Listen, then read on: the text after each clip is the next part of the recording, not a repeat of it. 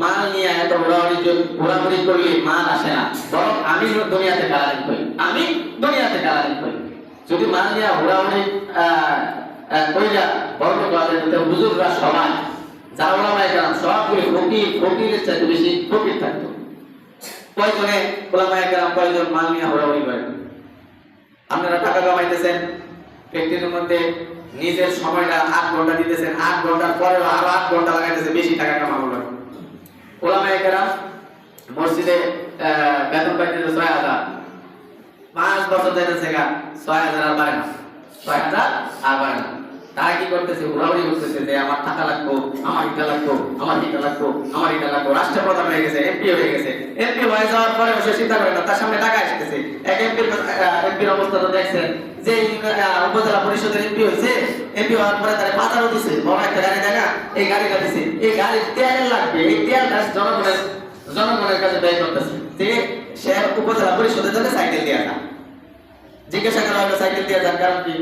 যে সাইকেল দিয়ে গেলে আমার যাওয়া ঠিকই হইতেছে, আর এটা করতে যদি এটা দিয়ে যায় যে তেল লাগবে, এই তেলটা আমি আমার প্রজাতি আমার এলাকাবাসী যারা আছে তাদেরকে দিয়ে দেই না, লাভ হোক, লাভ হোক।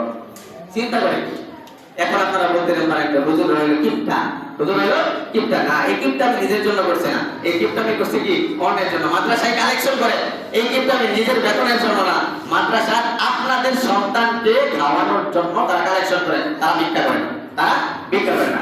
অন্যের জন্য যদি কালেকশন করে এটাকে ভিক্ষা বলে না, এটাকে ভিক্ষা বলে না, বরং এর চাইতে বড় মানুষের কাজ আর হইতে পারে না যে আমার দ্বারা অন্য মানুষ চলতেছে, অন্য ছাত্ররা চলতেছে, অন্য একজন গরিব চলতেছে, এটাকে ভিক্ষা বলে না। যারা কালেকশনকে ভিক্ষা বলেন জঘন্যতম একটা অপরাধ করতেছেন, যারা কালেকশনকে ভিক্ষা বলেন। আপনি বক্তা আনবেন, এই বক্তা আপনি টাকা দেওয়ার, এটা হুজুর করে কালেকশন করেন, আবার হুজুর গালিগালাজ করে যে হুজুররা ওয়াজের মধ্যে কালেকশন। আপনারা পাঠান, আপনাদের কাজ, আপনারা লজ্জা লাগে এই কারণে বাইর হন না, আর হুজুরদেরকে তারপর এই দায়িত্বটা বুঝাইয়া দেওয়া, হুজুরদেরকে গালাগালি করেন, আবার হুজুরদেরকে বলেন যে হুজুররা কি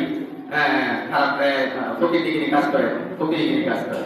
আসলে আমাদের কত অপরাধ সব কালে হুজুর, এটা সব কালে হুজুরদের উপর ছেড়ে দেয়। আল্লাহ রাব্বুল আলামিন আমাদেরকে সৎ, আদর্শবান এবং সহি হওয়ার তৌফিক দান করুন, এবং মালের মুহাব্বত অন্তর থেকে আল্লাহ রাব্বুল আলামিন উঠালেন আদর্শবান একজন জনপ্রিয় হিসেবে আল্লাহ রাব্বুল আলামিন আমাদেরকে কবুল আর মঞ্জুর করুন। সকলে বলে আমিন। ওয়াহিদ দাওয়ানা আলহামদুলিল্লাহ। 30 পারার লাস্টের দিক দিয়া আল্লাহ রাব্বুল আলামিন এই অপরাধগুলি থেকে মানুষদেরকে সতর্কবাণী দিতেছেন এবং জঘন্যতম শাস্তি, ভয়ঙ্কর শাস্তির কথা আল্লাহ রাব্বুল আলামিন উল্লেখ করছেন।